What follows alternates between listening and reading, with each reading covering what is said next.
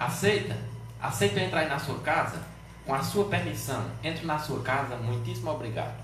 Começando para toda a Altaneira e Brasil, mais uma edição do programa A Voz de Paulo Henrique Maia.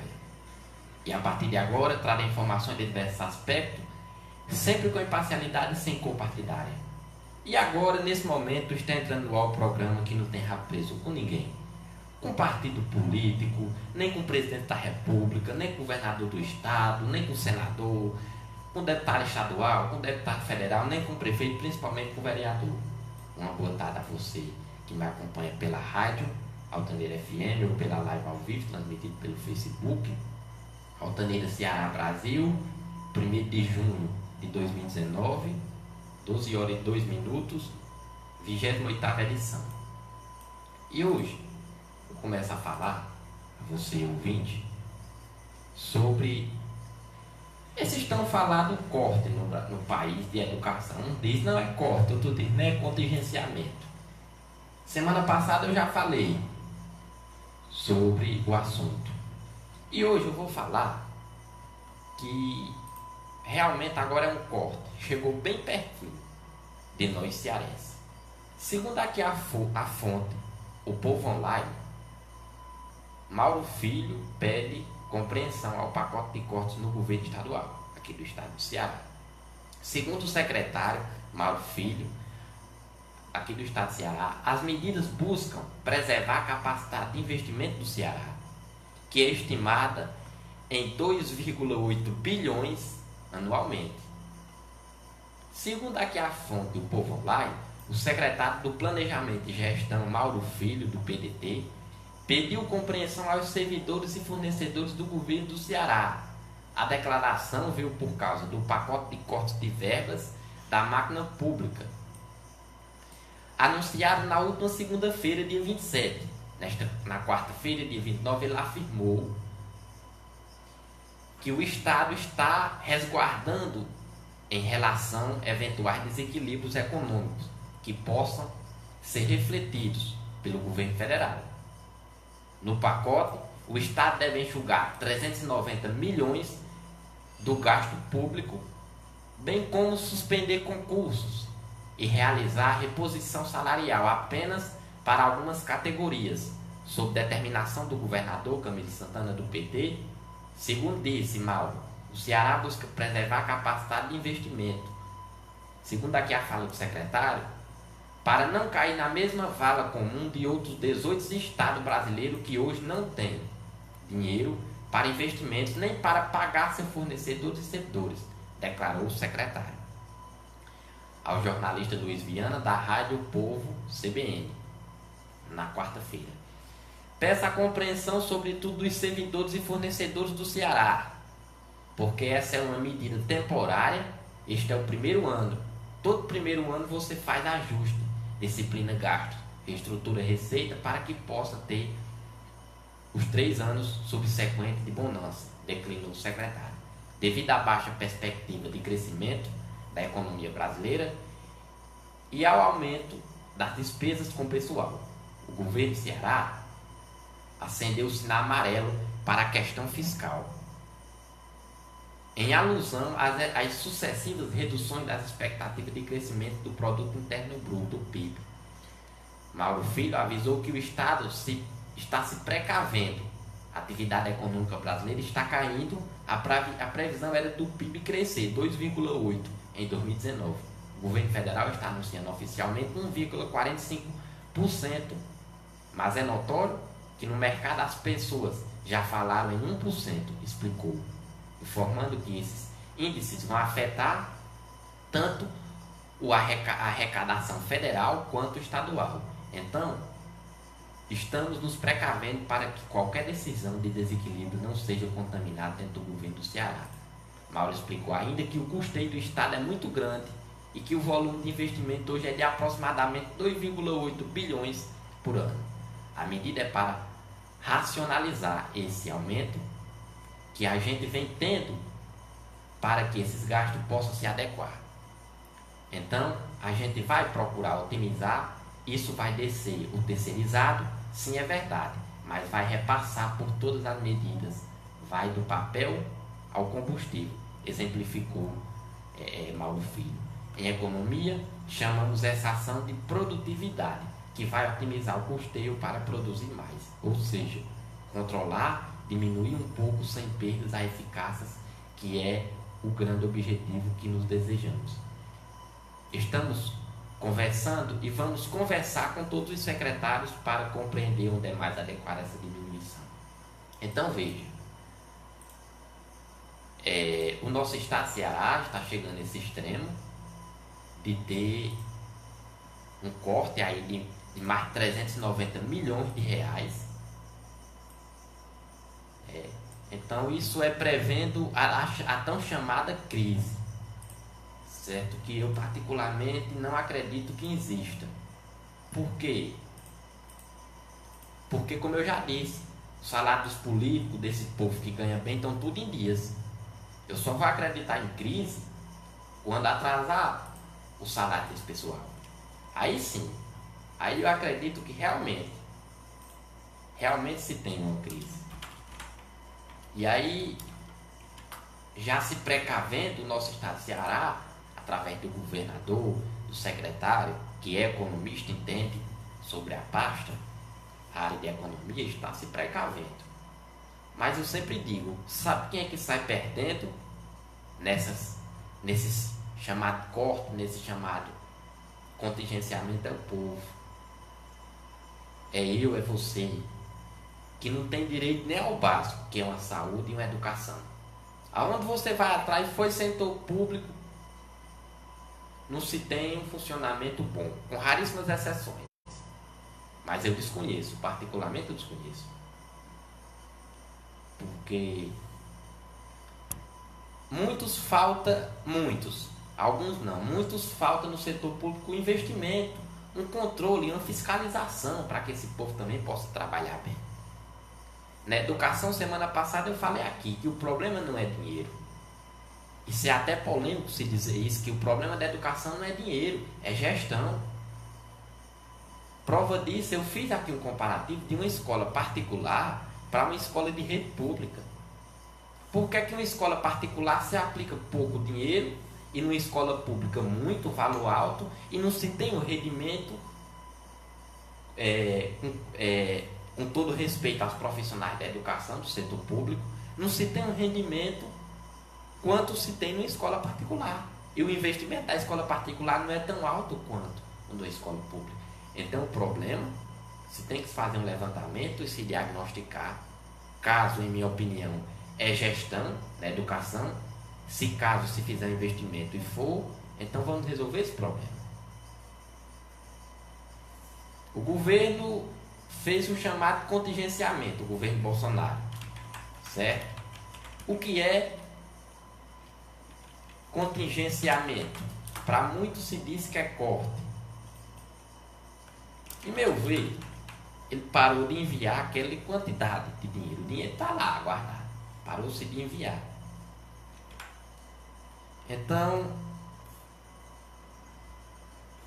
já ia me perdendo aqui no foco, porque o comparativo que eu fiz semana passada sobre escola pública e escola de rede privada, que o investimento não é tão pouco. Então, se tem que se fazer um levantamento, realmente ver o que é o problema. Eu não sou profissional, eu não sou catedrático para falar, isso é minha visão. É minha visão, que eu vejo que o problema não é dinheiro. Então, o que o governo tem que fazer agora? Ele já fez o contingenciamento, agora faça-se um levantamento para ver se realmente é a gestão, porque eu vejo que o problema é gestão. Não só na área de educação, eu também vejo que nas demais áreas, saúde também. Você vai olhar o resumo, a resolução do SUS. É um programa mundial. Mundial, que eu quero dizer em termos que no papel é a coisa mais linda do mundo. Quando você vai na prática e vai se pegar com o SUS, é uma vergonha.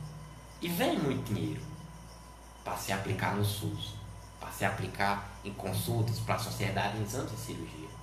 Agora o problema se chama gestão. Tem gente ganhando com isso.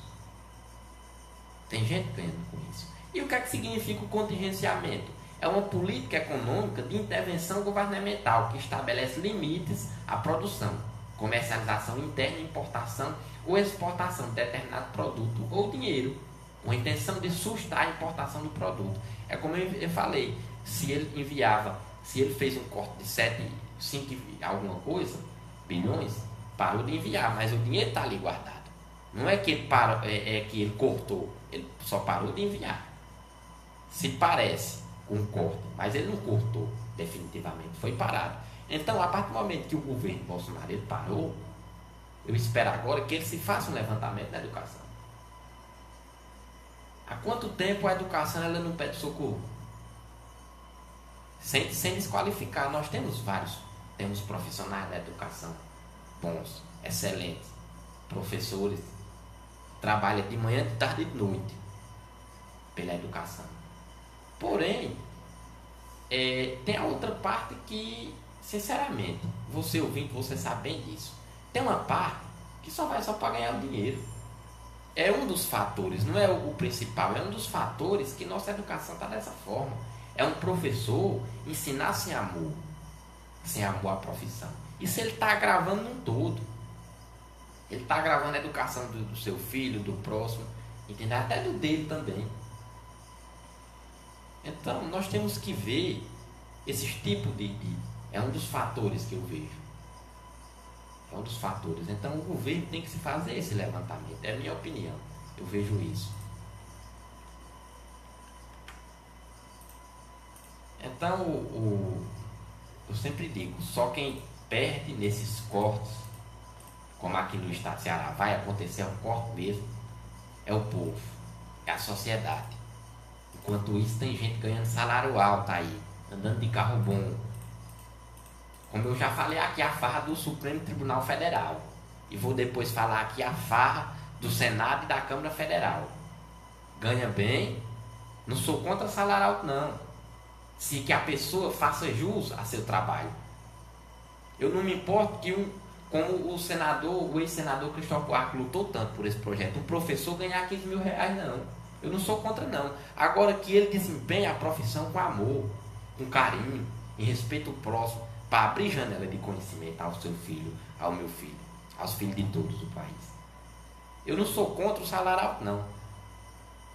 Mediante que ele faça, desempenhe seu trabalho dentro de pé. Agora eu sou contra, além de salário alto, ainda tem vários tipos de benefícios, como a farra no Supremo, a farra no Senado, ganha bem, tem direito um auxílio de saúde.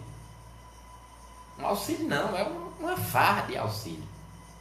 Você lembra quando o presidente Bolsonaro ele levou aquela facada, para qual foi o hospital que ele foi? Albert Einstein, porque o plano de saúde dos deputados e senadores cobre isso, é para lá mesmo, é o melhor hospital que tem.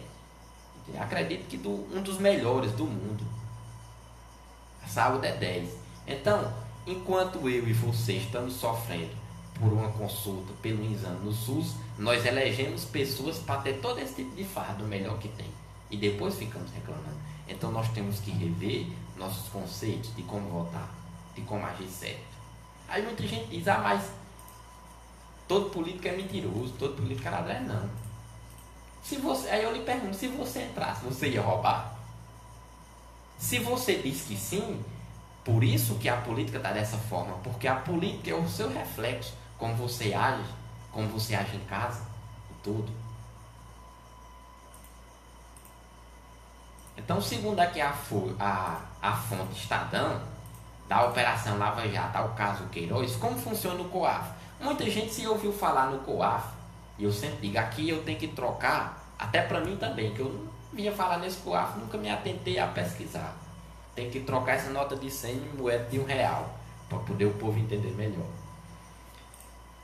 Senadores votaram na terça-feira, dia 28, se órgão deve ou não ser preferido do Ministério da Justiça ou para a parte da economia. 2 dias após a manifestação que levaram milhares de apoiadores do governo de Jair Bolsonaro às ruas, o Senado votou na terça-feira, dia 28, a medida provisória 870, que trata a reforma administrativa e, entre outras medidas, da transferência do Conselho de Controle de Atividades Financeiras, o COAF, do Ministério da Justiça de Sérgio Moro, para a pasta da Economia. Um dos pedidos dos manifestantes foi justamente a permanência do órgão sob o controle de Moro na pasta do Ministério da Justiça. O próprio ministro defendeu a ideia em mais de uma ocasião e lamentou, na semana passada, quando o plenário da Câmara decidiu devolvê-lo ao Ministério de Paulo Guedes. De acordo com o ex-juiz, a permanência do COAF em sua não é questão pessoal. Antes, Moro já havia dito que o COAF estava esquecido no Ministério da Economia e que a equipe de funcionários sobe à alçada da Justiça.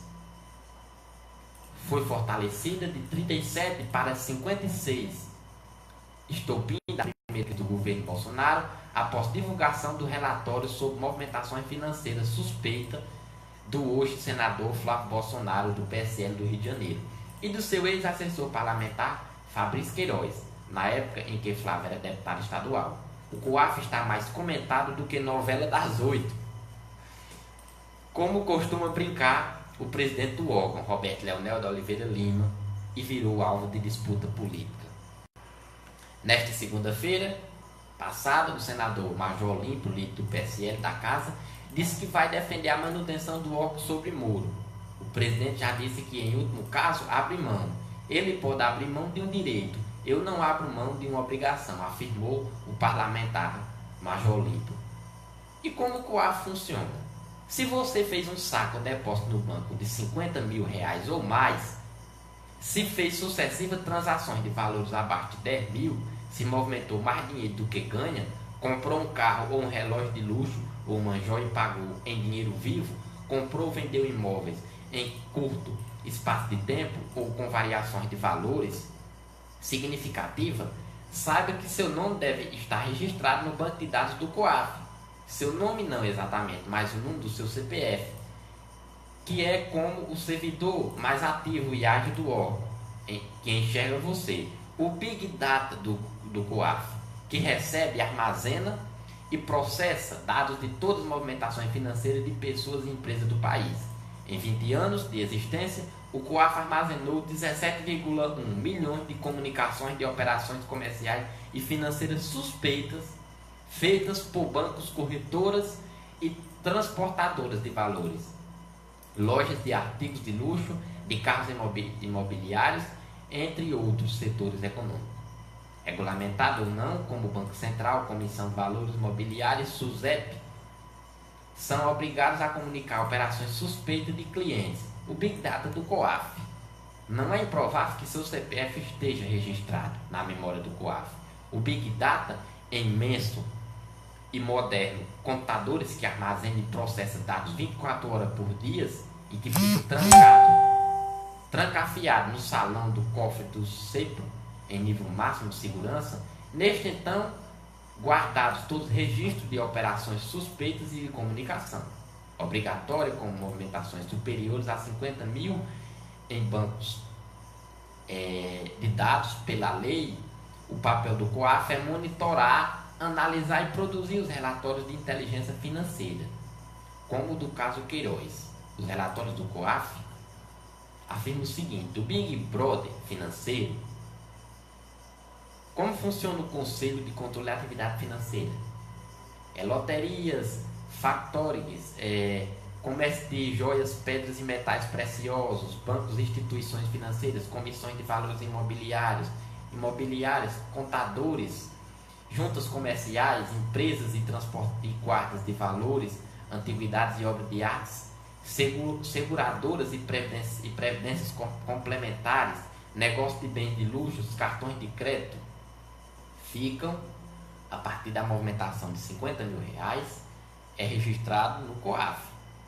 O COAF recebe e processa informações de operações suspeitas de lavagem de dinheiro, e a Polícia Federal, Ministério Público, Receita Federal e órgãos internacionais fazem esse trabalho de fiscalizar, ver o que está acontecendo, por que fulano aqui está movimentando mais do que ganha. Como funciona? A rede de comunicação. O COAF está conectado em redes aos órgãos que abastecem com informações e com os que recebem seus relatórios. Uma rede fechada e segura liga as entidades que abastecem diariamente o banco de dados do COAF. O Big Data, por meio de algoritmo, é um sistema de busca. O Big Data do COAF faz uma triagem das operações de maior risco e de volume de ocorrências e determinada a propriedade dos casos a serem analisados pelos técnicos. A triagem, detectar sinais de alertas, os casos são distribuídos e tratados individualmente pelas análises dos órgãos. Esses analistas buscam mais informações sobre o caso em outros bancos de dados de instituições conveniadas. O relatório final, após a triagem, os casos suspeitos são encaminhados para as equipes responsáveis pela elaboração do relatório de inteligência financeira, o RIFIS. Os relatórios do COAF são disponibilizados para autoridades locais, Polícia, Ministério Público, Receita Federais e até órgãos internacionais, responsáveis por investigar se há crime nas operações suspeitas, a lavagem do dinheiro, pode ocultar crime de corrupção, sonegação fiscal, narcotráfico, extorsão, sequestro e roubo. Então, o fato de seu nome estar no banco de dados do COAF não significa que você fez algo ilícito, nem mesmo que ou foi investigado. O que vai determinar se você ou seu CPF e a operação financeira realizada serão fichados em relatório, o RIF, para envio à polícia, ao Ministério ou à Receita, será a combinação de fatores que o compõem a classificação de risco e prioridade, feita pelo software de inteligência artificial, se você é investigado, se você é servidor público, se você é político ou parente de um. As chances de ter caído no radar dos analistas do COAF é maior. Quem faz parte desse meio. Alertas do COAF triplica nos últimos 5 anos, triplicou.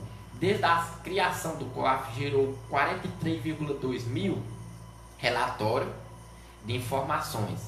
Houve aumento constante de produção de alertas emitidos pelo Conselho, mas desde 2003 esse número é mais significativo,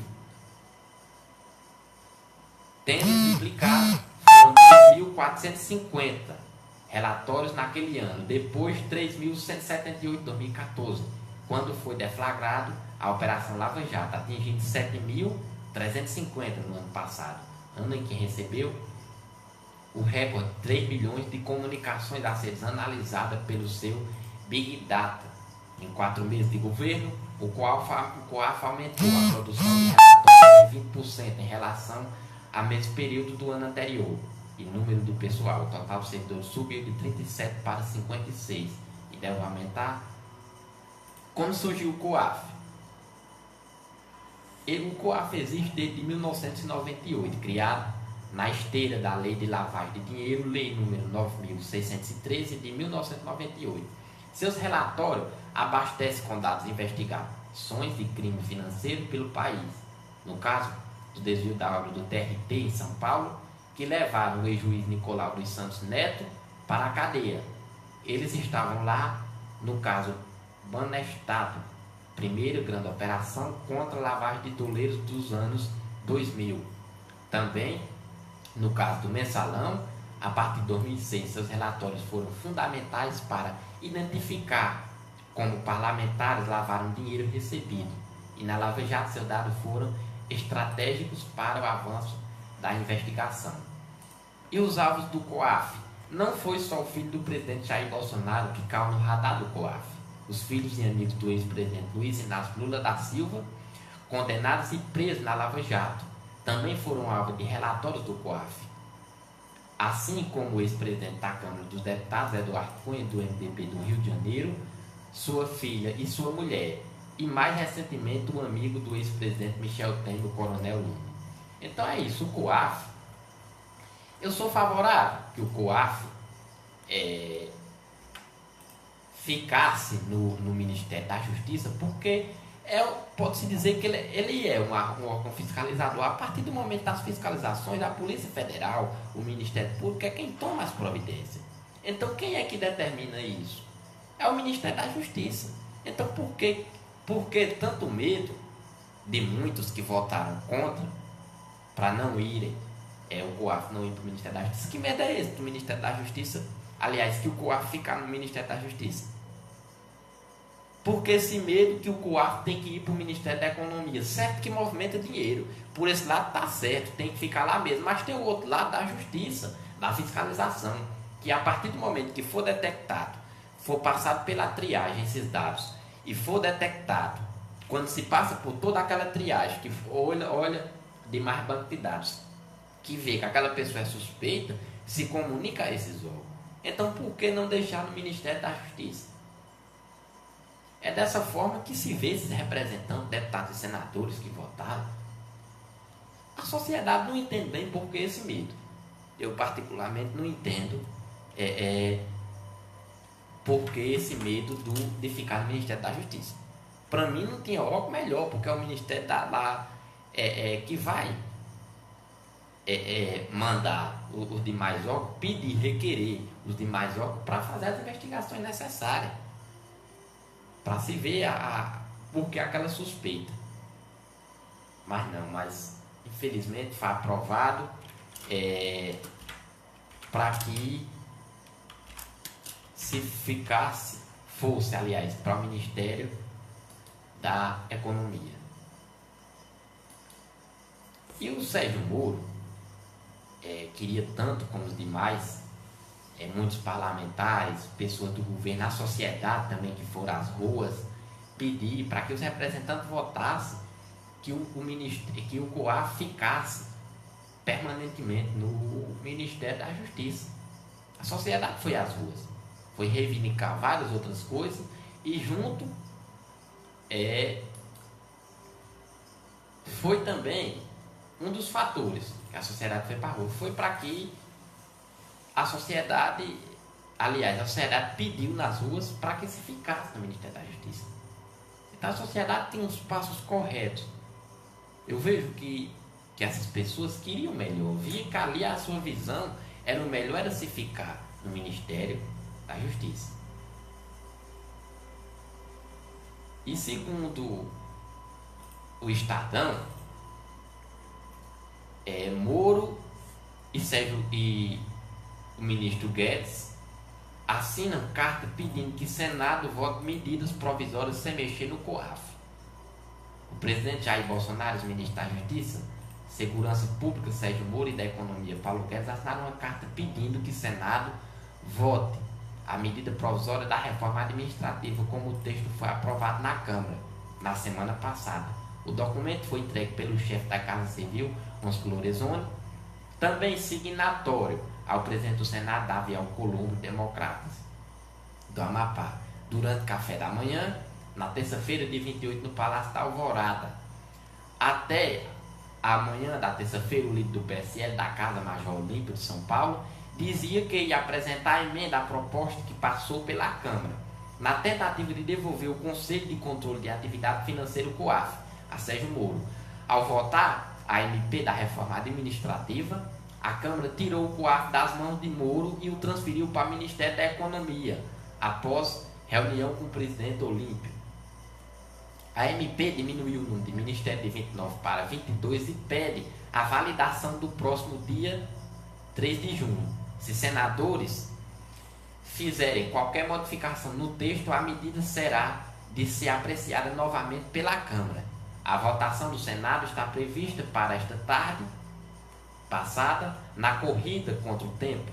O receio do Palácio do Planalto é de que, com a mudança no tópico sobre o COAF, a MP caduque e o governo tenha de recriar ministérios extintos, como o do Trabalho e o da Justiça. É muito difícil você defender quem não quer ser defendido, disse Major Olímpio, sem esconder as contrariedades com o texto assinado por Moro. A carta foi apresentada a portas fechadas durante o encontro da manhã entre o presidente Jair Bolsonaro, o presidente do Senado, Davi Alcolumbre, e os presidentes da Câmara, Rodrigo Maia, Democratas do Rio de Janeiro, e o do Supremo Tribunal Federal, Dias Toffoli, no Palácio da Alvorada. Supremo Tribunal Federal, avaliando que o Senado poderá aprovar a reforma administrativa com o mesmo texto da Câmara, o Podemos prepara uma ação no Supremo Federal contra a transferência do órgão do Ministério da Economia. De acordo com o presidente do Podemos, Renato Abreu, em conversa com o Estadão, o argumento da legenda é que o Congresso não pode interferir na transferência de um órgão do governo federal, mas apenas poderia deliberar sobre a criação ou extinção de uma estrutura. Então veja, o Sérgio Moro mandou uma carta junto com o Guedes e foi lida a portas fechadas. Eu já fico com medo quando se tem esse negócio de porta fechada, certo? Com o presidente do Senado, com o presidente da Câmara, com o presidente do Supremo Tribunal Federal. É meio complicado esse tipo de situação. O negócio pro governo aí, o negócio aí pro ministério não tá muito bom não. Porque esse ministério, o COAF, aliás, já foi para o Ministério da Economia. E eu via que nada melhor do que ele ficar no Ministério da Justiça. Nada melhor do que ficar no Ministério da Justiça. Era muito melhor ficar lá. Como eu disse, a partir das suspeitas que se tem de movimentações, quem se toma a devida providência é a Polícia Federal, Receita Federal, o órgão que é de manipulação. Não é que seja de manipulação, eu quero dizer que o patrão desses órgãos é o Ministério da Justiça. Não da economia, tá certo que da economia, uma parte no financeiro, aí tudo bem. Mas nessa outra parte é bem complicado. E aí, segundo a fonte Época, o decano do Supremo Tribunal Federal quer que o Congresso descriminalize o uso de drogas. O STF deve julgar em junho se é crime portar maconha para uso pessoal ou não. O mais antigo ministro do Supremo Tribunal Federal, Celso de Mello, não poupa elogios à lei de droga de Portugal, que proíbe qualquer tipo de punição a usuários. Para ele, o Congresso Nacional deveria seguir o exemplo. No Brasil, usuários não podem ser presos, mas estão sujeitos à pena alternativa. A legislação portuguesa será um passo na nossa frente, porque ela não dispensa ao usuário uma punição penal. Essa é a questão que estamos discutindo, mas é sempre importante que o Congresso Nacional tenha primázia, disse a coluna o ministro. O tribunal marcou para 5 de junho a conclusão do julgamento, que pode descriminalizar o porte de maconha para uso pessoal. Até lá, é pouco provável que os parlamentares avancem na discussão, que estão adormecidos há anos, ainda mais agora, com o país sob o comando de um governo conservador nos costumes, a seguir a conversa completa com o ministro. O Congresso, principalmente a Câmara, já havia algumas discussões que muitos senadores são contra. Eles querem colocar um projeto para criminalizar mais ainda o uso de drogas. Já o Supremo Tribunal Federal quer descriminalizar para uso pessoal. Você foi pego com tanta cantada, é para uso pessoal, pronto. Então, tudo bem, pode ficar. Já o Senado quer criminalizar. Minha opinião, eu sou contra.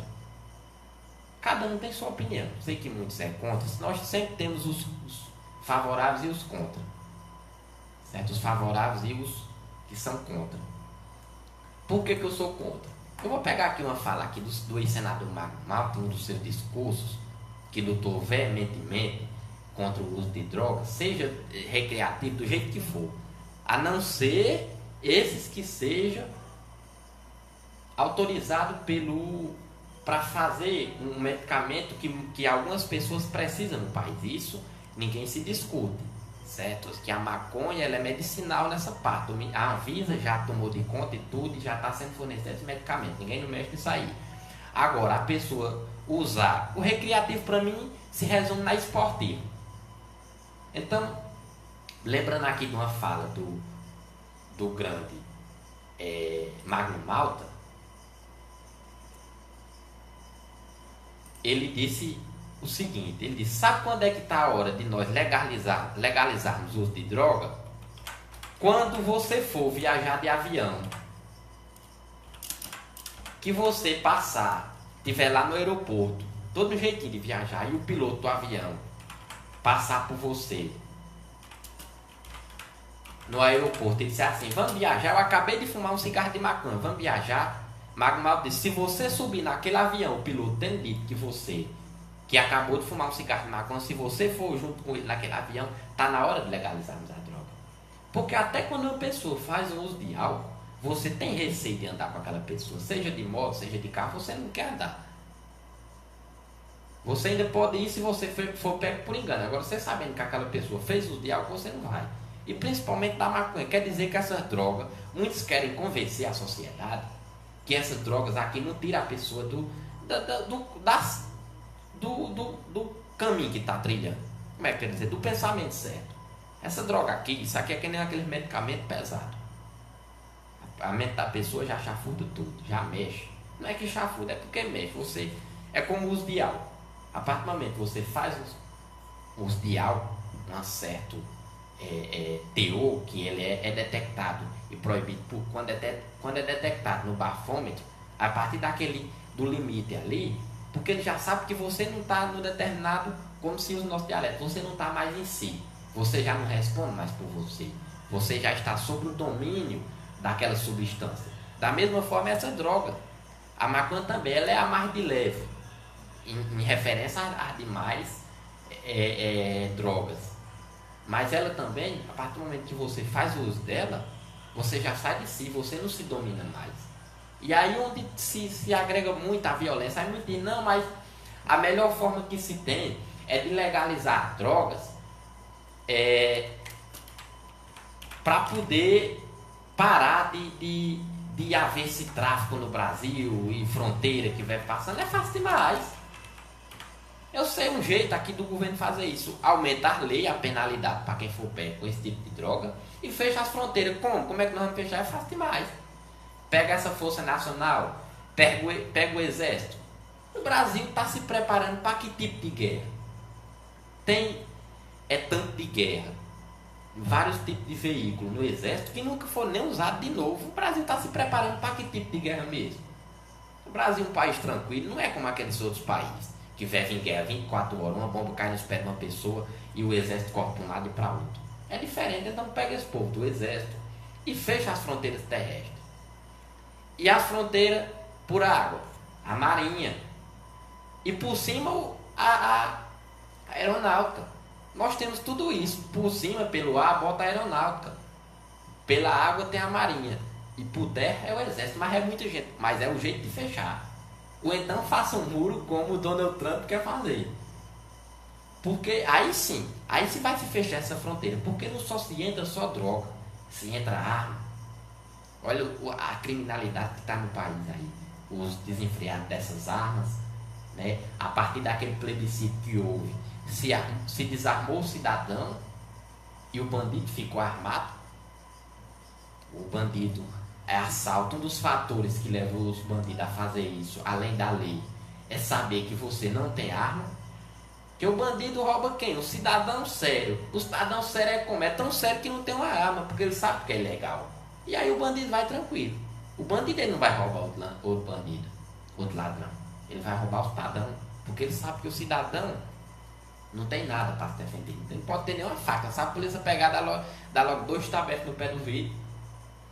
E aí a sociedade vem sofrendo com um dos fatores que é a violência. Então entra tudo isso, entra o contrabando de cargas, de meio mundo de coisa, de carga de lá para cá, daqui para lá, para esses outros países aí de fronteira, e droga, e arma, e tudo isso. Então vamos fechar essas fronteiras.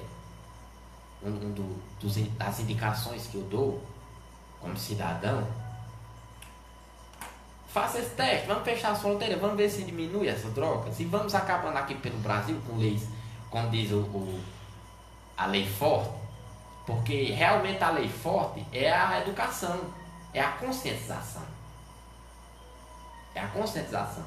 Então nós, a curto prazo, se fecha as fronteiras dessa forma que eu disse, e a longo prazo se vamos trabalhar com a educação e com a lei. É como o ex-senador Magno Malta dizia à idosa de 96 anos: não existe, vó, uma lei forte, é matar o rato. Então, se trazendo para essa parte, é educação. A lei forte é a educação, é a conscientização. Da mesma forma que se tem essas campanhas de combate ao cigarro, de combate ao álcool, que ainda é uma luta ainda pequena, que se tem que se aumentar mais esse tipo de campanha para se poder, se saem novos dados aí do uso do cigarro, que deu uma bastante reduzida no uso do cigarro no Brasil. Então já foi um avanço para o país, porque todos nós sabemos o que é que causa o uso do cigarro, o uso do álcool. Quantas pessoas não já foi ceifado no trânsito por causa do uso do álcool? E por causa do cigarro, traz riscos pessoais, traz risco para a saúde. Então, é na educação de base, do pequeno ao grande, que se vai se ter uma conscientização. Então, minha visão é essa. Eu sou contra o uso de drogas. Agora, cada um tem sua opinião. Mediante que todos nós, você seja favorável ou contra, todos nós se entendemos. Não é porque eu sou contra que eu vou dizer algo com quem é favorável. Cada um tem sua opinião. Mas o melhor de tudo é todo mundo se respeitar. Todo mundo entrar em um consenso. E segundo, o Banco Mundial alerta para o aumento da pobreza no Brasil. Em uma pesquisa feita, o Banco Mundial alerta para a pobreza no Brasil. 43,5 milhões de brasileiros vivem na pobreza aqui no Brasil. Um relatório do Banco Mundial, divulgado, afirmou que pobreza aumentou no Brasil entre 2014 e 2017, atingindo 21% da população, 43,5 milhões de pessoas. O documento intitulado Efeitos dos Ciclos Econômicos nos Indicadores Sociais da América Latina, quando os sonhos encontram uma realidade, demonstra o aumento da pobreza. Esse período foi de 3%, ou seja, um número adicional de 7,3 milhões de brasileiros passou a viver até 5,50 dólares por dia. No ano de 2014, o total de brasileiros que viviam na pobreza era de 36,2 milhões, que representa 17,9%. O quadro negativo teve início com a forte recessão que o país atravessou a partir do segundo semestre daquele ano, que durou até fim de 2016. O Banco Mundial avalia que o fraco crescimento da América Latina e Caribe, especialmente na América do Sul, afetou os indicadores sociais no Brasil, país que possui 1/3 da população de toda a região. Mesmo assim, o Banco Mundial manteve as previsões de crescimento do PIB, Produto Interno Bruto, brasileiro, com altas de 2,2% em 2019 e 2,5% em 2020. As projeções são melhores do que as dos outros países, como o México, 1,7%, mas ficam abaixo de nações como Colômbia, 3,3%.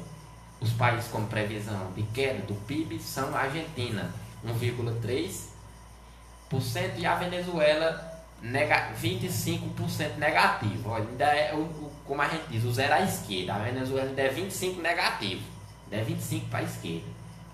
Para a região da América Latina e Caribe, o crescimento deve ser menor do que o do Brasil. As estimativas iniciais eram de 1,7%, mas no mais recente relatório elas despencaram para 0,9%, puxados pelo péssimo desempenho da Venezuela.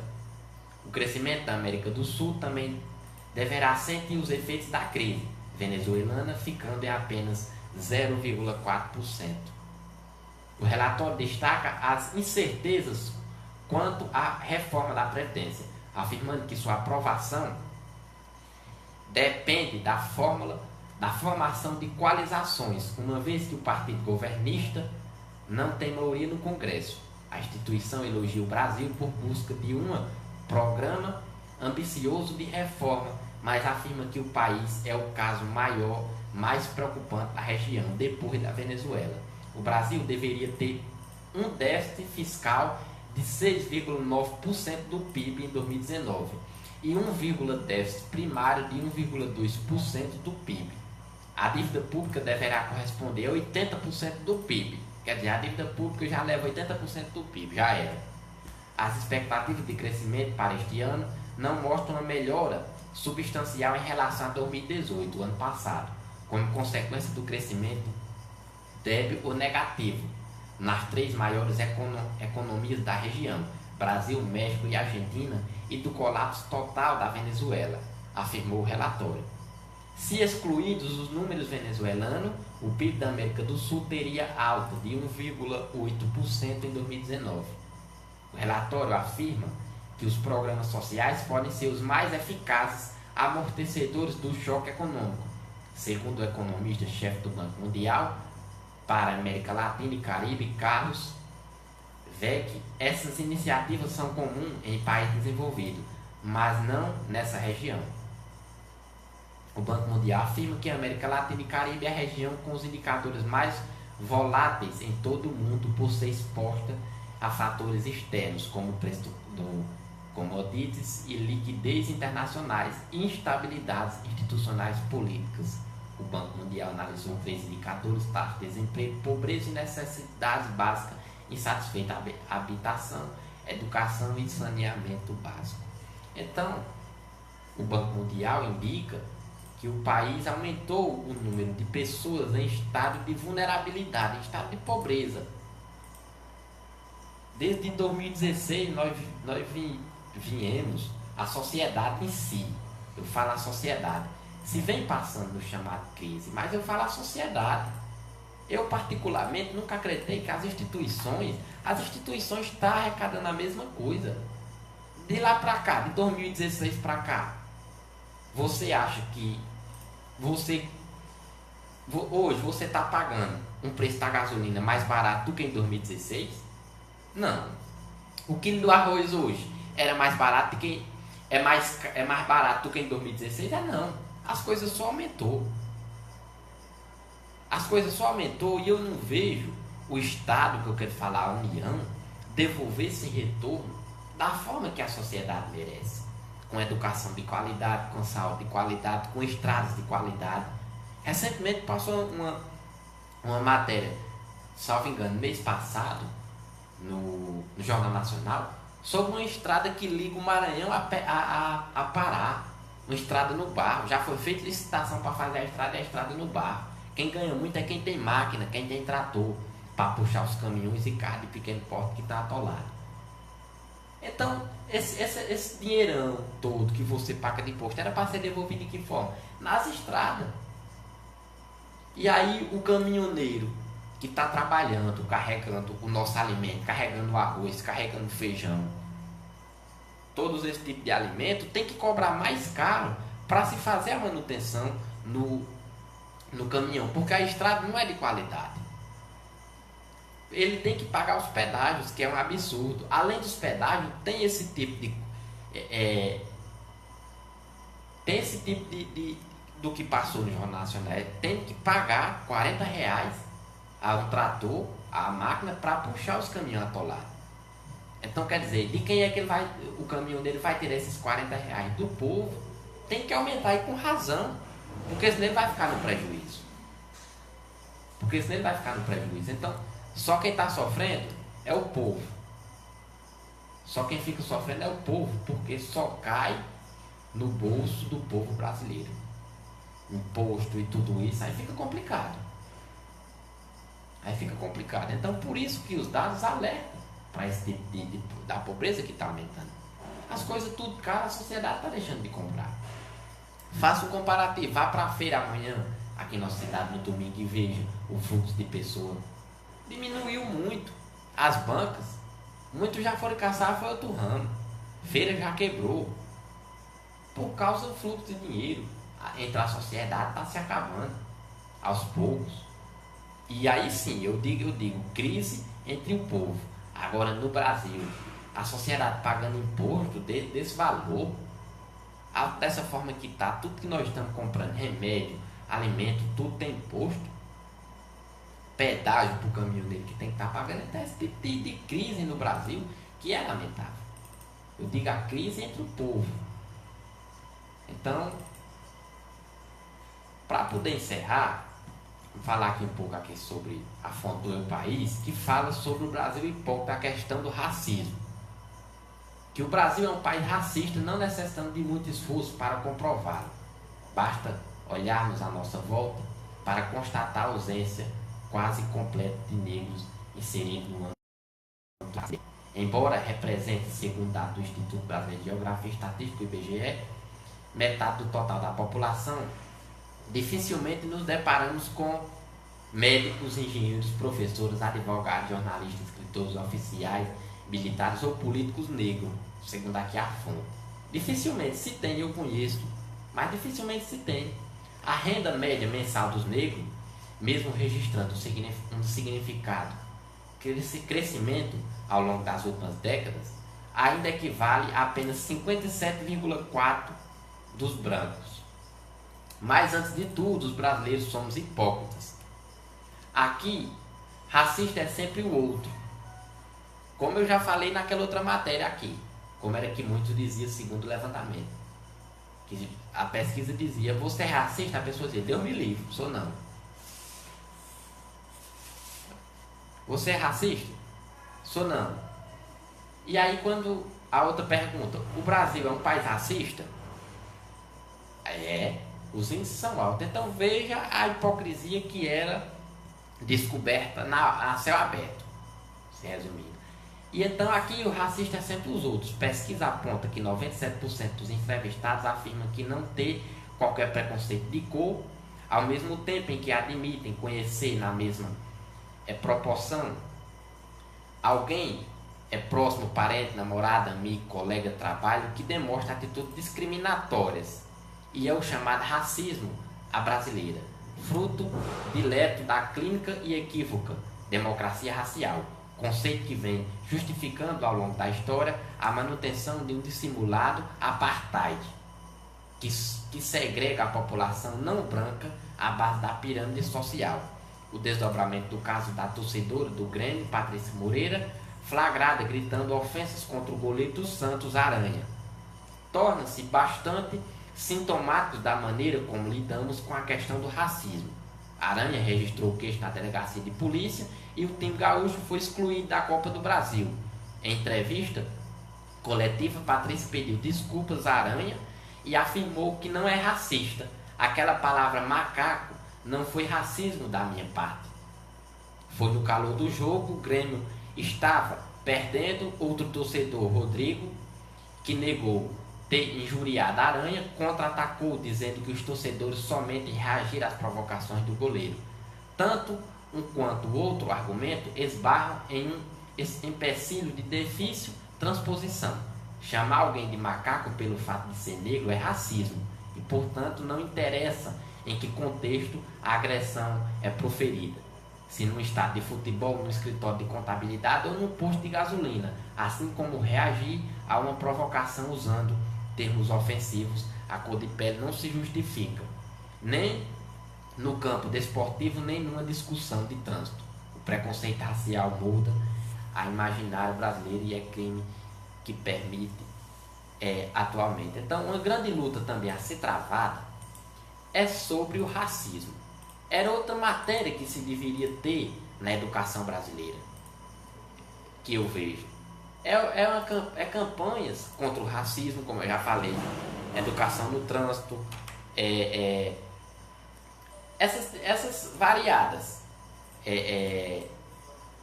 dia a dia da sociedade. Então, uma das coisas era combater isso, o racismo que sim é explícito no Brasil. É como aquela pesquisa do IBGE que eu relatei aqui dizia o quão a sociedade ela é racista. E é hipócrita de dizer que não é. Por que aqui não diz logo que é? Então, é uma das lutas que eu vejo que deve ser travada, é essa. Campanha contra o racismo. Era uma das matérias escolares, porque isso vai introjetar, vai impor o que a criança muitas vezes não está vendo dentro de casa, que muitos pais não educam o filho para dizer, você não pode chamar o outro, proferir a cor do outro, chamar de negro. Até chamar o branco de branco é racismo também. Então, tudo isso Se é uma educação que se começa dentro de casa. Agora, se muitos pais e mães não dá, então tem que ser dentro da escola. Mas mediante uma reformulação nessa cartilha de educação, que eu sou favorável que mude. Por causa disso. Porque se tem que se fazer. Se tem que se ter. Tem que se ter uma matéria dizendo, ó, matéria aqui é de racismo. Para conscientizar os jovens. Conscientizar começando a criança, da escola, que lá ali está com a mente em formação. Os professores, de acordo com a matéria, educando, ó, respeitar o próximo, tudo isso. A ética, a moral, tudo envolve. Que quando a gente estuda filosofia, envolve. É ruim porque é pouco tempo. Né? O que é ético, o que é moral, a filosofia ensina isso. Então, poder encerrar, uma boa tarde a você, ouvinte. E agradeço pela sua permissão de estar aí na sua casa. E até a próxima semana, se assim o Criador nos permitir.